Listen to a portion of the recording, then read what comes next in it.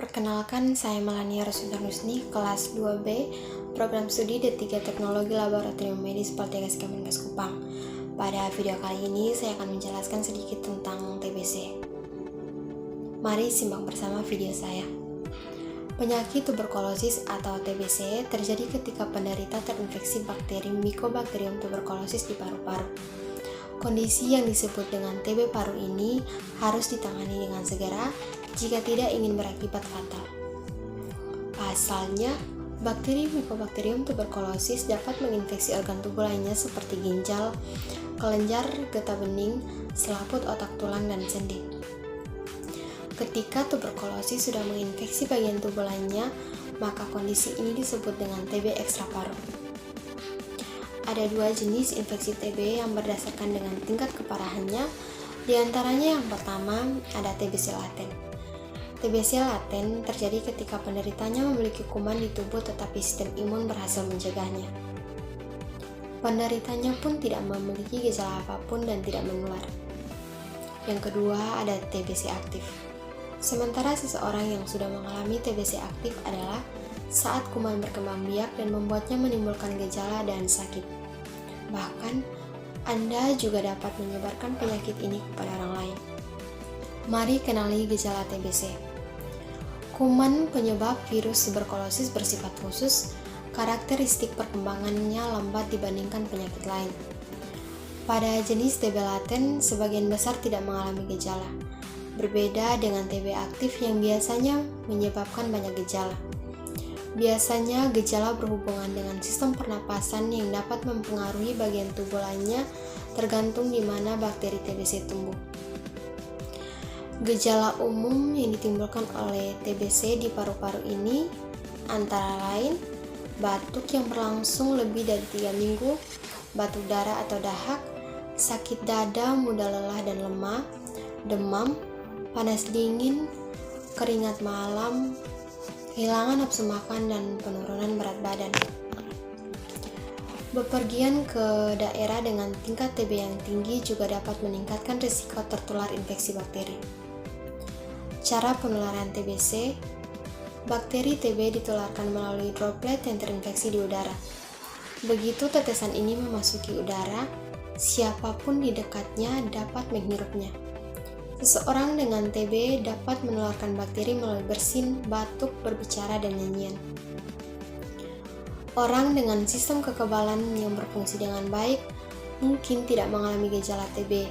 Bahkan jika mereka telah tertular bakteri tersebut, dikenal sebagai infeksi TB laten atau tidak aktif.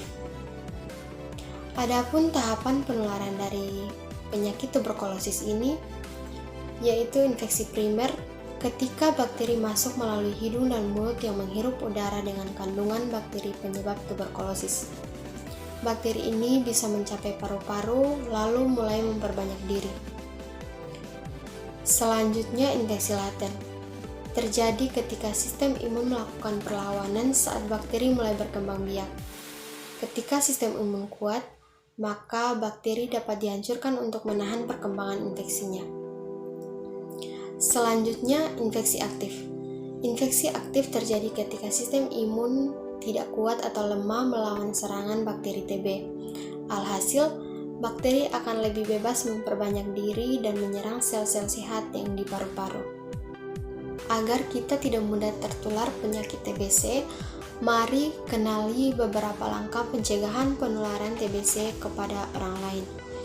Yang pertama, tutup mulut saat batuk dan bersin. TBC menular lewat dahak dan air liur yang keluar dari mulut.